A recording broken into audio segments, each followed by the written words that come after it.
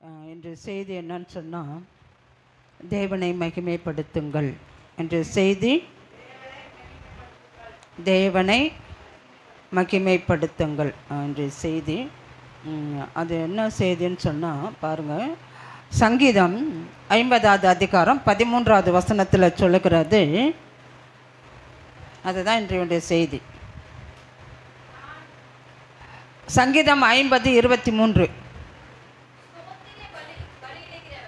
ஸ்தோத்திர பலியிடுகிறவன் என்ன போதும், அதாவது ஸ்தோத்திர பலியிடுகிறவன் என்னை, அதுதான் தலைப்பு. என்னன்னா தேவனை மகிமைப்படுத்துங்கள். அங்கே வேதம் அழகா சொல்லுகிறது, ஸ்தோத்திர பலியிடுகிறவன் என்னை மகிமைப்படுத்துகிறான்,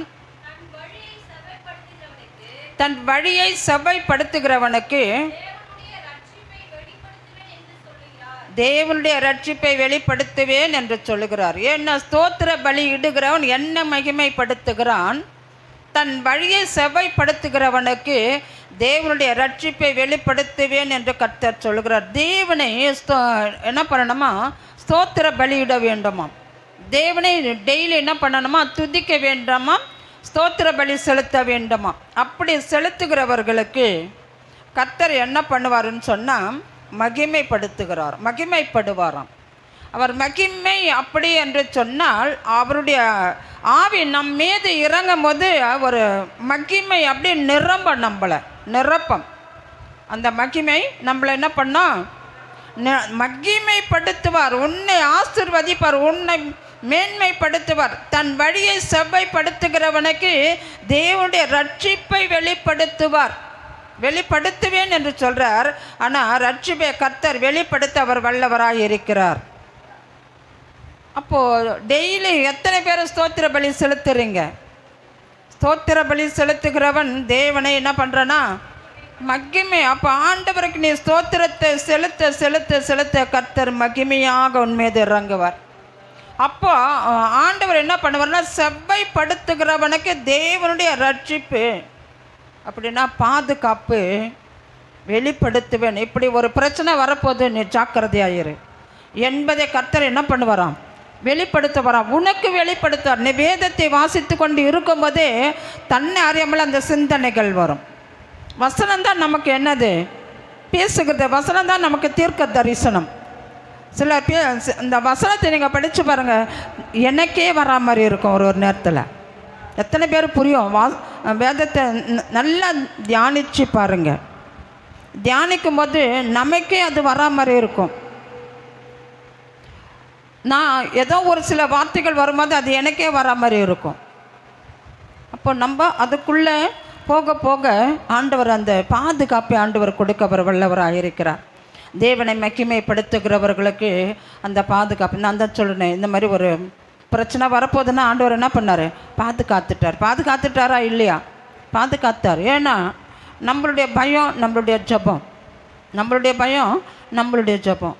கர்த்தர் அந்த தேவனுக்கு நீ எந்த அளவுக்கு நீ பலி செலுத்துகிறாயோ, பலின்னா ஆடு மாடு அவர் கேட்கல, புரியுதா? அவர் கேட்குறது ஸ்தோத்திர பலி, ஸ்தோத்திரத்தை செலுத்து.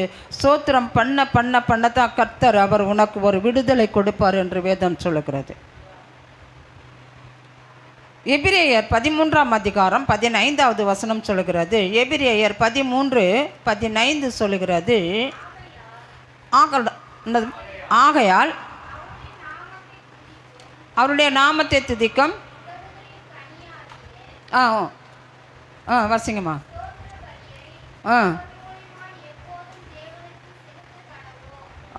அவர் மூலியமாய் எப்போதும் தேவனுக்கு பாருங்க அழகா வேதம். ஆகையால் அவருடைய நாமத்தை துதிக்கும் உதடுகளின் கனியாகிய ஸ்தோத்திர பலியை அவர் மூலமாய் எப்பொழுதும் தேவனுக்கு செலுத்த கடவும். உதடுகளின் கனி, உதடுகளினால் வாயினால் தேவனை நீ என்ன பண்ணு, ஸ்தோத்திரங்களை ஏறிடு என்று வேதம் அழகா சொல்லுகிறது.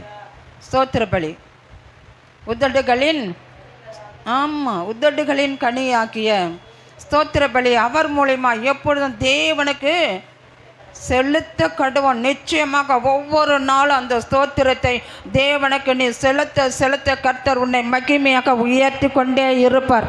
நீ ஒருபோதும் கீழே உன்னை ஆண்டவர் தள்ள விட மாட்டார், உன்னை உயர்த்து கொண்டே இருப்பார். ஸ்தோத்திரம் செலுத்துகிறவன் நிச்சயமாக அவனுக்கு ஒரு ஆசீர்வாதம் பின்னாடி காத்து கொண்டு இருக்கிறது என்று வேதம் சொல்லுகிறது. அவனை ஆபத்திலிருந்து கர்த்தர் மீட்டெடுப்பார், கடன் பிரச்சனையிலிருந்து மீட்டெடுப்பார், பாரத்திலிருந்து மீட்டெடுப்பார், கவலைகள் கண்ணீரிலிருந்து மீட்டெடுப்பார். சில காரியங்கள் நடக்கிறது நமக்கு தெரியாது, சில காரியங்கள் நடக்கிறது நமக்கு தெரியவே தெரியாது. ஏன்னு சொன்னால் ஆண்டவர் எல்லாத்தையும் நம்மளுடைய இருதயத்தில் வச்சிருக்கிறாராம். ஆண்டவர் எல்லாத்தையும் என்ன பண்ணுறாரு? ஆமாம், உலகத்தையே மனுஷனுடைய உள்ளத்தில் வைத்திருக்கிறேன் என்று ஆண்டவர் சொல்லுவார். நீங்கள் வேதத்தை நல்லா படித்து பாருங்கள், வேதத்தை நல்லா படித்து பாருங்கள். ஏன்னு சொன்னால் அவர் உலகத்தை மனுஷனுடைய உள்ளத்தில் வைத்திருக்கிறதை மனுஷன் அறியாதிருக்கிறான் என்று வேதம் சொல்லுகிறது. மனுஷன் அறியாதிருக்க, ஏன்னா உலகத்தையே ஒரு மனுஷனுக்குள்ள ஆண்டவர் வச்சிருக்கிறாராம். அதனால தான் நீ மகிமையாக்க உள்ளத்தை உலகத்தையே உன் இருதயத்தில் வச்சிருக்கிறாரு. நீ பலி செலுத்த செலுத்த செலுத்த கர்த்தர் உலகத்தில் உன்னை உயர்த்த அவர் வல்லவராக இருக்கிறார். ஆமென். ரெண்டாவது பாயிண்ட்டு, கிறிஸ்தவனாய் இருப்பதினால் பாடு பட்டார். ஒருவன் கிறிஸ்தவனாக இருந்தால் அவனுக்கு என்ன வருமா? பாடுகள் வருமா, பிரச்சனைகள் வருமா. அப்போ அந்த பாடு நம்ம எப்படி ஜெயிக்கிறது? பயந்து போய் உக்காந்துடலாமா? பைபிள் படிக்காத விட்டுடலாமா? நமக்கு தான் பாடு பிரச்சனை. அப்போ ஏன் சர்ச்சுக்கு போனால் மட்டும் என்ன நமக்கு விடுதலை கிடைக்குது? நமக்கு என்ன கடன் இறக்கிறதுக்கு அதிகமாக தான் போகுது, எனக்கு விடுதலை கொடுக்கல. அப்புறம் எதுக்கு நம்ம பைபிள் படிக்கிறது? விட்டுடலாமா பைபிள் படிக்காத? ஏன் நம்மளுக்கு தான் நிறைய பாடு வச்சு ஆண்டவர் ஏற்றின பிறகு தானே நிறைய பாடு வருது. அப்போ எதுக்கு அந்த ஆண்டவரை வணங்கணும்? அல்லேலூயா. 1 பேதுரு 4ஆம் அதிகாரம் 16வது வசனம் சொல்லுகிறது. 1 பேதுரு 4ஆம் அதிகாரம் 16வது வசனம் சொல்லுகிறது, ஒருவன் கிறிஸ்தவனாய் இருப்பதினால் பாடுபட்டால் வெட்கப்படாமல் இருந்து அதன் நிமித்தம் தேவனை மகிமைப்படுத்த. ஒருவனுக்கு பாடுகள் வந்தால் அவன் வெட்கப்படாமல் இருந்து அதன் நிமித்தம் தேவனை மகிமைப்படுத்தின. ஏன்னு சொன்ன கர்த்தர் எதை தான் அருச்சுவடியாக வச்சுட்டு போயிருக்கிறாரு. நமக்கு ஏற்கனவே அவரை சொல்லி கற்றுக் கொடுத்துட்டு போய்க்கிறது இதுதான். உனக்கு பாடு கிறிஸ்துவ நிமித்தம். நீ ஆண்டவரை ஏற்றுக்கொண்ட பிறகு பல பாடுகள் வெட்கப்பட்டு போகாதபடிக்கு நீ தேவனை மகிமைப்படுத்து. வெக்கம் வரும், அவமானம் வரும், ஆனால் அந்த அவமானத்தையும் கூட வெக்கப்படாமல் இருந்த தேவனை நீ மகிமைப்படுத்தியனா அதுவே கர்த்தருக்கு அது மகிமையாக இருக்கும். அப்போ நீ கர்த்தரை ஒன்றான மெய்தேன். அதை ஒன்று யோவானில் 17ஆம் அதிகாரம் 3வது வசனத்தில் ஒரு வார்த்தை வரும். யோவான் 17ஆம் அதிகாரம் 3வது வசனம், ஒன்றான மெய்தேவனாகிய உண்மையும் நீ அனுப்பினவராகிய இயேசு கிறிஸ்துவையும் அறிவது. அப்போ நீ வெட்கப்படாமல் இருந்தா ஒன்றான மெய் தேவனாகிய உன்னையும். அப்போ அந்த இயேசு கிறிஸ்து உனக்கு என்ன கொடுப்பாரான்? வெட்கப்பட்ட இடத்துல நிம்மற வச்சு ஜீவனை கொடுப்பாரான். என்ன கொடுப்பாரு? ஜீவனை. இன்றைக்கி ஒரு மகன் சொல்கிறான், நான் இருக்க மாட்டேன், உங்களால் நான் சூசைட் பண்ணிக்க போகிறேன். என்ன என்ன என்ன என்று ஒரு கேள்வி. அப்போது அந்த மகன் வேதத்தை நன்கு ஆராயிறான், படிக்கிறான், எல்லாம் செய்கிறான். வேலைக்கு போயிட்டு நைட்டில் வேதத்தை படிக்கிறான். 11 மணி வரலாம் படிப்பான்னு நினைக்கிறேன். அப்போ அப்பேற்பட்டவங்களுக்கு பாடுகள் வருது. அந்த பிள்ளை இப்படியே காலையில் ஒரு வீட்டாண்ட நின்றுக்குன்னு ஃபோனில் பேசுகிறத நான் கேட்டேன். ஃபோனில் பேசுகிறத. அப்போ அந்த பாடுகள், அந்த அவமானங்கள், அந்த நிந்தைகள் வரும்பொழுது வெட்கப்படாமல் இருந்து கர்த்தரை நோக்கி நீ ஜெபம் பண்ண கர்த்தர் உன்னை மகிமையாக பயன்படுத்துவார். வருந்தான், பாடுகள் வருந்தான், உபத்திரம் வருந்தான், அவமானங்கள் வருந்தான். ஆனாலும் கர்த்தர் பாடுபட்டு வெட்கப்பட்ட இடத்திலே உன் தலையை நிம்மற வைக்கிறவர் கர்த்தர். அல்லேலூயா. 3வது பாயிண்ட்டு, ஆபத்திலிருந்து விடுவிக்கப்படும் போது கர்த்தரை ஸ்தோத்திரம் பண்ணும். ஆபத்திலிருந்து ஐயா ஆராதனையில் சொன்னது போல சங்கீதம் 50ஆம் அதிகாரம் 15வது வசனம் சொல்லுகிறது, ஆபத்து காலத்தில் என்னை நோக்கி கூப்பிடு, நான் உன்னை விடுவிப்பேன். ஆபத்து காலத்தில் என்னை நோக்கி கூப்பிடு, நான் உன்னை விடுவிப்பேன். நீ என்னை ஆமாம். இப்போ மக்கிமே ஆண்டவரை, அந்த சந்தோஷத்தில் ஆண்டவரை நம்ம என்ன பண்ணணுமா? மக்கிமே ஆண்டவரை ஸ்தோத்தரிக்க வேண்டும். சங்கீதம் 50ஆம் அதிகாரம் 15வது வசனத்தில் அப்படி தான் சொல்லுது. சங்கீதம் 50:15 சொல்லுகிறது, ஆபத்து காலத்தில் என்னை நோக்கி கூப்பிடு. ஆபத்து காலத்தில் எந்த நேரத்துக்கு ஆபத்து வரும்னு யாருக்கும் தெரியாது. ஆனால் வரப்போகுது அப்படின்னு முன்னாடியே ஏதோ ஒரு வண்டி எதற்க வருதுன்னா அந்த நேரத்துக்கு நம்மளுக்கு ஒரு பயம் வந்துடும். என்ன பண்ணுவோன்னு தெரியாது. அந்த நேரத்தில் என்னை நோக்கி கூப்பிடு. மரித்தாளா நான் உன்னை உயிரோடு எழுப்புவேன். மரித்தாளா உயிரோடு எழுப்புவேன். நான் மயக்கடிச்சு விழுந்திருப்பேன்னு தான் உனக்கு தெரியும். ஆனால் உயிர் பிரிஞ்சு இருக்கிறது கடவுளுக்கு தெரியும். மீண்டும் உயிரை கொடுத்து எழுப்புகிறவர் கர்த்தர். தானே இன்சிடென்ட் நம்ம பார்க்குறோம், எவ்வளோ ஆபத்துக்களை பார்க்குறோம். ஆனால் கர்த்தர் உயிர் கொடுத்து என்ன பண்ணுறாரு? மகிமைப்படுத்துகிறார். என்ன பண்ணுறாரு? ஆபத்து காலத்தில் என்னை நோக்கி கூப்பிடு, நான் உன்னை விடுவிப்பேன், நீ என்னை மகிமை சாட்சியாக இருப்பாய். 4வது, நீங்கள் மிகுந்த கனிகளை கொடுப்பதினால், நீங்கள் மிகுந்த கனிகளை கொடுப்பதினால். யோவான் 15ஆம் அதிகாரம் 8வது வசனம். யோவான் 15:8. நீங்கள் மிகுந்த கனிகளை கொடுப்பதினால் என் பிதா மகிமைப்படுவார். நீங்கள் மிகுந்த கனிகளை கொடுப்பதினால் என் பிதா மகிமைப்படுவார். எனக்கு நீங்கள் என்னவா இருப்பீங்க? சீஷர், வேலைக்காரனாக இருப்பீங்க. நான் தான் உங்களுக்கு தலைவன், நீங்கள் எனக்கு வேலைக்காரன். எத்தனை பேருக்கு புரியும்? தோட்டத்தில் ஒரு தோட்டத்தில் நம்ம போகிறோம், எஜமான் இருப்பார். தோட்டத்தில் வேலை செய்யறதுக்கா வேலைக்காரன் தான். தோட்டத்தில் வேலை செய்கிறவங்க பேர் என்ன? வேலைக்காரன். நாமெல்லாம் ஆண்டவருக்கு வேலைக்காரர்கள். அப்போ பாருங்க, அந்த வேதம் அழகா சொல்லுகிறது, நீங்கள் மிகுந்த கனிகளை கொடுப்பதினால் என் பிதா மகிமைப்படுவார். நம்ம எந்த அளவுக்கு வேலை செய்கிறோம் ஆண்டவருக்கு, எந்த அளவுக்கு ஓடி ஓடி ஊழியம் செய்கிறோம், எந்த அளவுக்கு நம்ம கனி கொடுக்குறோம், நம்ம எந்த அளவுக்கு. நீங்கள் மிகுந்த கனிகளை கொடுப்பதினால் என் பிதா மகிமைப்படுவார். பாருங்கள், எந்த அளவுக்கு நீ ஆண்டவருடைய சத்தியத்தை சொல்கிறியோ ஆண்டவர் ரொம்ப சந்தோஷப்படுவாராம். இப்போ நீ எனக்கு என்னவா இருப்ப? சீஷனாக இருப்பீர்கள். ஆண்டவர் அதான் சொல்கிறாரு, இயேசு கிறிஸ்து அதான் சொல்கிறாரு. நீங்கள் மிகுந்த கனிகளை கொடுப்பதினால் என் பிதா மகிமைப்படுவார். எனக்கும் நீங்கள் எப்படி இருப்பீங்க? ஆமாம், சீஷனாய். கர்த்தர் தான் நமக்கு குரு. மனிதனை குரு என்று கூப்பிடக்கூடாது. கர்த்தர் ஒருவரே குருவு. அவரை தவிர மனிதனை யாரையும் குருன்னு கூப்பிடக்கூடாது. இப்போ இருக்கிற சந்ததி என்ன சொல்லுகிறது? இப்போ இருக்கிற ஜெனரேஷன் தலை சொல்லும், குரு சொல்லும். தலை சொல்லும், குரு சொல்லும். குருன்னு சொல்லக்கூடாது. வேதம் அதான் சொல்லுங்க. நீங்கள் படித்து பாருங்கள் வேணா. குருன்னு எவனையும் சொல்லாத. குரு யாருன்னா கடவுள். அப்போ ஒரு பாவம் செய்கிறோம் ஒரு மனிதன் பார்த்தீங்கன்னா குரு எப்படி இருக்க? என்ன குரு?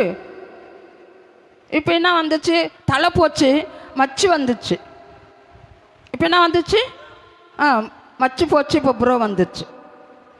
குரு போச்சு, தலை போச்சு, மச்சு போச்சு.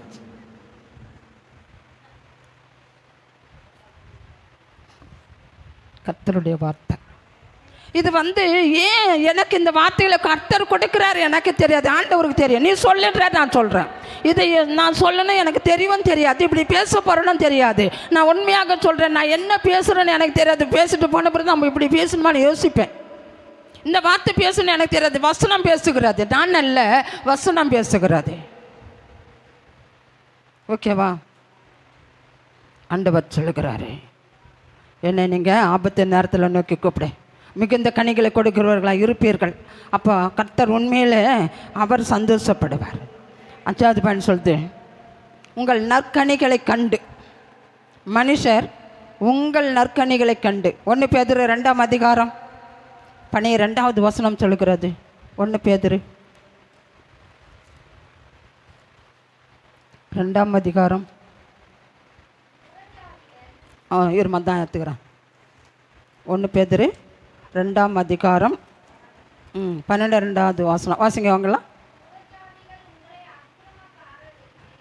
பிரஜாதிகள் உங்களை அக்கிரமக்காரர் என்று விரோதமாய் பேசும் விஷயத்தில் அவர்கள் உங்கள் நற்கிரிகைகளை கண்டு அவற்றின் நிமித்தம் சந்திப்பின் நாளிலே தேவனை மகிமைப்படுத்தும்படி நீங்கள் அவர்களுக்குள்ளே நல் நடக்கை உள்ளவர்களாய் நடந்து கொள்ளுங்கள் என்று உங்களுக்கு நான் புத்தி சொல்கிறேன். உங்களுக்கு புறஜாதிகள் உங்களை அக்கிரமக்காரர் என்று விரோதமாய் பேசினாலும் கவலைப்படாதீங்க. என்னது? புறஜாதி மக்கள், தேவனை அறியாது இருக்கிறவர்கள். நீங்கள்லாம் சர்ச்சுக்கு போகிறீங்க, நீங்கள்னா ரொம்ப ஏகமாக இருக்கிறீங்களா, நிறைய கேள்வி கேட்பாங்க. பைபிள் கையில் எடுத்துகிட்டு பாரு, நீ என்ன அவ்வளோ இதுவாக பேசுறிய, உன் வாயில் என்ன அப்படி வருது அப்படின்னும். எப்படி வருது அப்படி பேசுறியே. நான் எப்படி பேசினாலும் ஆண்டவர் சொல்கிறாரு, உங்கள் நற்கிரிகைகளை கண்டு அவற்றின் நிமித்தம் சந்திப்பின் நாளில் தேவனை மகிமைப்படுத்தும்படி. நமக்கு இதெல்லாம் நம்ம இந்த நேரத்தில் நம்ம வாங்கி கொள்வோமானால் நம்மை சந்திக்க ஒரு நாள் வரும், நம்மை சந்திக்க தேவன் வருவார். அப்போது நல் நடக்கை உள்ளவர்களாய் நடந்து கொள்ளுங்கள் என்று உங்களுக்கு அந்த நாளில் கர்த்தர் நம்மளை நல்லவராக காண்பிப்பார் பிதாவுக்கு முன்பாக. அல்லேலூயா. கர்த்தர் எவ்வளோ பெரியவர் தெரியுமா? கொலோசியர் 1:10 சொல்லுது. கொலோசியர் 1ஆம் அதிகாரம் 10வது வசனம் சொல்கிறது,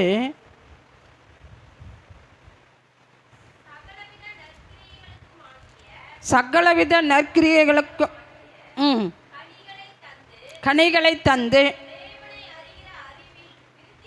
தேவனை அறிகிற அறிவில் விருத்தி அடைந்து கர்த்தருக்கு பிரியம் உண்டாக. ஆண்டவருக்கு என்னவா இருக்கணுமா? பாத்திரராய். ஆண்டவருக்கு நம்ம எப்படி இருக்கிறோம்? ஒரு பாத்திரம். இந்த பாத்திரம் ஆண்டவருடைய அபிஷேகத்தில் நிரம்பணும். நம்ம பாத்திரம் ஒவ்வொரு நாளும் காலியாக இருக்கணும். இன்றைக்கி நிரப்பி கொண்டு போன காலையில் பார்த்துல அது காலியாகிடணும். ஆண்டவர் மறுபடியும் வந்து நிரப்பணும். தினந்தோறும் நம்ம தண்ணி பிடிக்கிறோம் குடத்தில், அது அப்படியே வச்சுருந்தா என்ன ஆகும்? கெட்டு போயிடும். புரியுதா? அதை டெய்லி யூஸ் பண்ணிவிடு. அது எப்படி இருக்கும்? க்ளீனாக சுத்தமாக இருக்கும். நம்முடைய பாத்திரம் அப்படி தான். ஆண்டவர் அதான் சொல்கிறாரு. ஆண்டவர் என்ன சொல்கிறாரு? சகலவித நற்கிரியையும் கனிகளை தந்து தேவனை அறிகிற அறிவில் விருத்தி அடைந்து கர்த்தருக்கு பிரியம் உண்டாக அவருக்கு பாத்திரராய். ஆமாம், கர்த்தர் தேவனை அறிகிற அறிவை விருத்தி அடையணுமா? தேவன் நமக்கு கொடுக்குற ஞானத்தில் நம்ம இருக்க வளருமே தவிர இறங்கக்கூடாது. இருக்க ஏறிக்கொண்டே போக வேண்டுமாம், இறங்கக்கூடாது. அப்போ நீ படிப்படியாக ஏற உன் பாத்திரம் நிரம்பி கொண்டே இருக்கும். அன்றன்றைக்கு உண்டான ஆகாரத்தை நம்ம புசிக்கிறது போல் அன்றன்றைக்கு உண்டான ஆகாரத்தை மக்களுக்கு நீ கொடுக்க கர்த்தர் உன்னை நிரப்பி கொண்டே இருப்பார். அப்போ ஆண்டவருக்கு தகுதியான பாத்திரமாக மாற்றுவார். அந்த நேரத்தில் ஒரு நாளைக்கு யாருக்காவது ஒருத்தருக்கு ஒரு சத்தியத்தை சொல்லுங்கள்.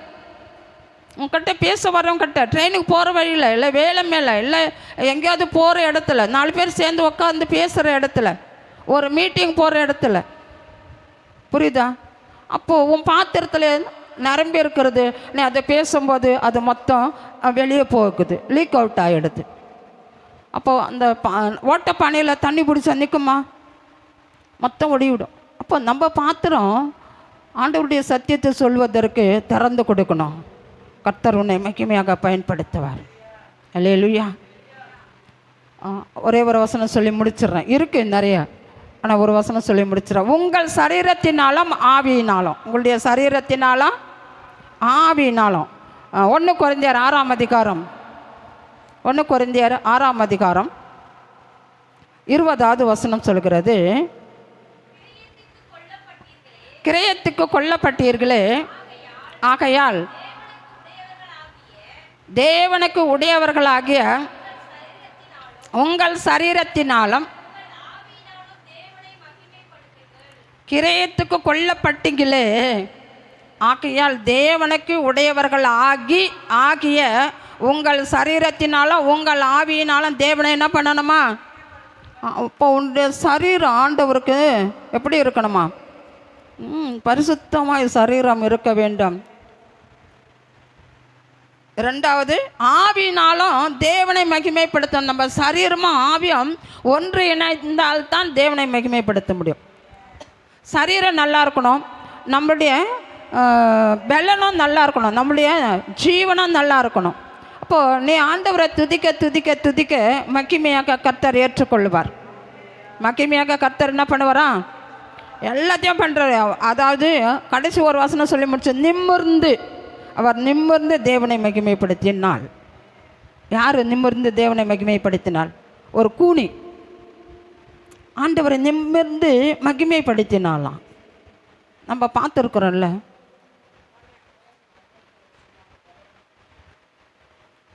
லூக்கா 13ஆம் அதிகாரம் 13வது வசனத்தில் சொல்லப்படுகிறது. லூக்கா 13:13,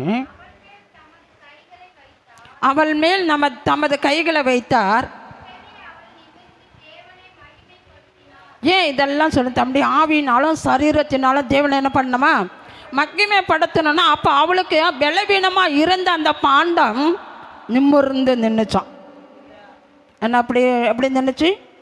அப்போது ஆண்டவரை துதிக்க முடியாத இருந்த அந்த பாத்திரம், நிமிர முடியாத இருந்த அந்த பாத்திரம், அவள் ஆண்டவரை துதிக்க துதிக்க துதிக்க நிமிர வச்சுட்டாரு ஆண்டவர். அவள் நிமிர முடியாத இருந்தால் அவள் துதி ஆகப்பட்டது. அந்த அவளுடைய சரீரத்திலும் அவளுடைய ஆவியிலும் தேவனை துதிக்க துதிக்க அந்த சரீரம் பலன் கொண்டது, நிமிர்ந்து நின்றது. கர்த்தர் கீழே தள்ள விட மாட்டார். சிறியவனை புழுதிலிருந்து எடுத்து உயர்த்துகிறவர் கர்த்தர். முழங்கால் படியிடுவோமா? கர்த்தர் நல்லவர், அவர் பெரியவர், அவரால் கூடாத காரியம் ஒன்றுமில்லை, எல்லாம் என் தேவனால் கூடும். ஸ்தோத்திரம். கடைசியாக கண்களை மூடி தேவ சமூகத்தில் ஒப்பு கொடுத்து ஹல்லேலூயா உம்மை துதிக்கிறோம் அப்பா. நீ நல்லவர், நீ நல்லவர், நீ நல்லவர். உமக்கு நன்றி செலுத்துகிறோம் ஆண்டவரே, உம்மை உயர்த்துகிறோம். ஹல்லேலூயா.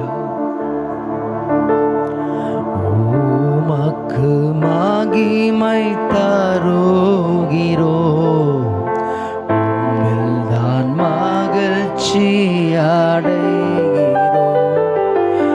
உமக்கு மகிமை தருகிறோம், உம்மில்தான் மகிழ்ச்சி அடைகிறோம்.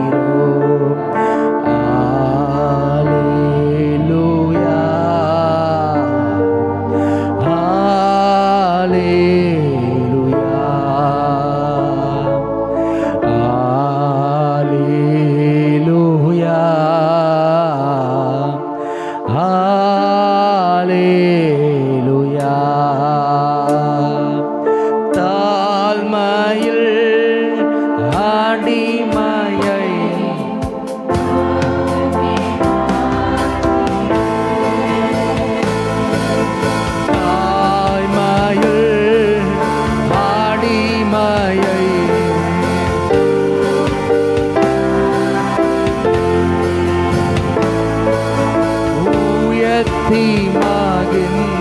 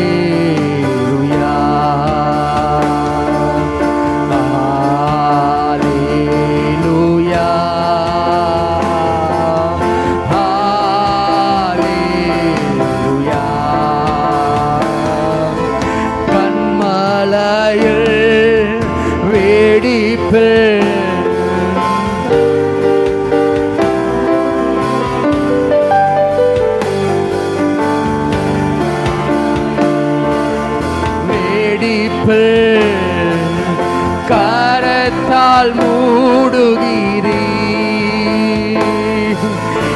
என்ன சொல்லி பாடுவே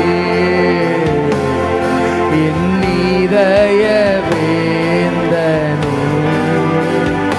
ஐயா என்ன சொல்லி பாடுவே என் இதய வேந்தனே. ஹல்லேலூயா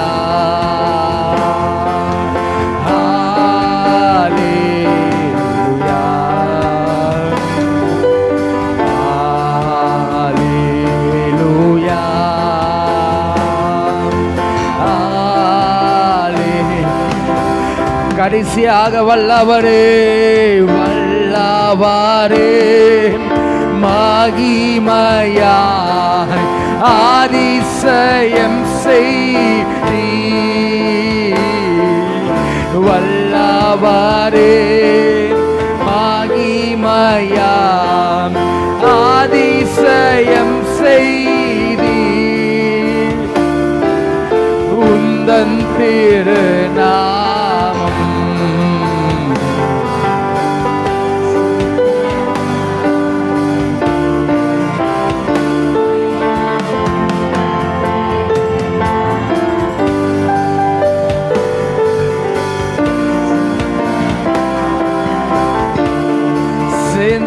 Hallelujah.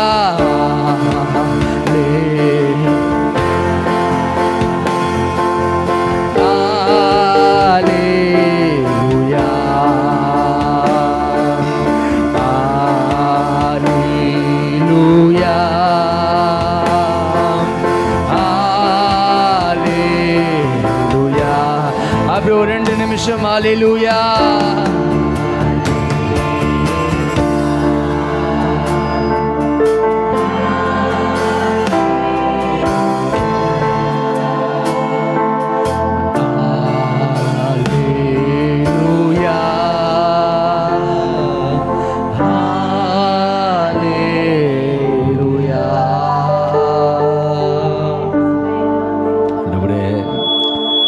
அநேக ஸ்தோத்திரத்தினால் ஆண்டவரே கர்த்தர் மகிமைப்படுகிறேன்.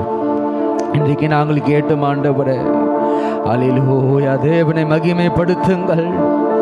அநேக ஸ்தோத்திரங்கள் ஆண்டவரே, அநேக ஸ்தோத்திர பலிகளினால் கர்த்தர் மகிமைப்படுகிறேன். பாடுகளை நாங்கள் அனுபவிக்கிறதுனால் ஆண்டவரே அப்பா கர்த்தர் மகிமைப்படுகிறேன். ஹல்லேலூயா. உம்முடைய நிமித்தம் துன்பப்படுகிறவர்கள் பாக்கியவான்கள். ஹல்லேலூயா ஹல்லேலூயா. அந்த நேரத்தில் ஆண்டவரே நீர் மகிமைப்படுகிறேன். ஹல்லேலூயா. உம்மை நாங்கள் ஸ்தோத்திரிக்கிறோம் ஆண்டவரே. ஆண்டவரே நீ நல்லவர், நீ நல்லவர், நீ நல்லவர், நீ நல்லவர், நீ நல்லவர். உமக்கு நன்றி செலுத்துகிறோம் அப்பா. ஆண்டவரே ஆபத்து காலத்தில் என்னை நோக்கி கூப்பிடு, அப்பொழுது நான் உன்னை விடுவிப்பேன். நீ என்னை மகிமைப்படுத்துவாய். ஆண்டவரே நான் கூப்பிட்ட நேரத்தில் ஆண்டவரே ஒரு விடுதலை கிடைக்குதுடாப்பா. ஆண்டவரே கர்த்தர் நீர் மகிமைப்படுகிறேன். ரட்சிப்பினால் ஆண்டவரே நீர் மகிமைப்படுகிறேன். ஆண்டவரே ரட்சிப்பினால் நீர் மகிமைப்படுகிறேன். ஆண்டவரே பூரணத்தினால் பரிபூரணத்தினால் ஆண்டவரே நீர் மகிமைப்படுகிறேன். உமக்கு சாட்சியாக வாழ்வதனால் ஆண்டவரே புறஜாதிகள் மத்தியில் ஆண்டவரே சாட்சியாக வாழ்வதனால் கர்த்தர் நீர் மகிமைப்படுகிறீர். ஆண்டவரே உம்மை நாங்கள் துதிக்கிறோம். ஹல்லேலூயா ஹல்லேலூயா ஹல்லேலூயா.